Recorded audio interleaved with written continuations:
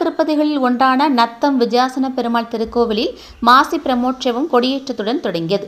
திரளான பக்தர்கள் தரிசனம் செய்தனர்.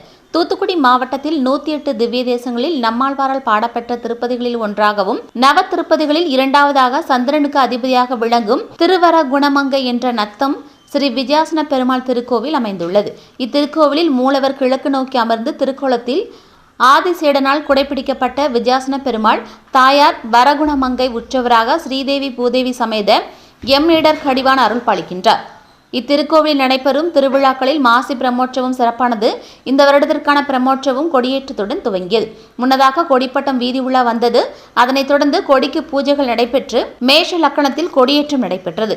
தொடர்ந்து கொடிமரத்திற்கு பல்வேறு அபிஷேகங்கள் நடத்தப்பட்டு பூஜைகள் நடைபெற்று நட்சத்திர ஆரத்தி காண்பிக்கப்பட்டது. 12 தினங்கள் சிறப்பாக நடைபெறும் பிரமோற்சவத்தில் சுவாமி நாள்தோறும் காலையில் திருமஞ்சனம் மற்றும் தோழிக்கிணியாலிலும் மாலையில் பல்வேறு வாகனங்களில் வீதி புறப்பாடும் நடைபெறுகின்றது. குறிப்பாக மாசி கருட சேவை வருகின்ற 7ஆம் தேதியும் 13ஆம் தேதி தாமிரபரணி நதிக்கரையில் தீர்த்த வாரியும் வருகிற 14ஆம் தேதி புஷ்ப யாகத்துடன் திருவிழா நிறைவு பெறுகிறது.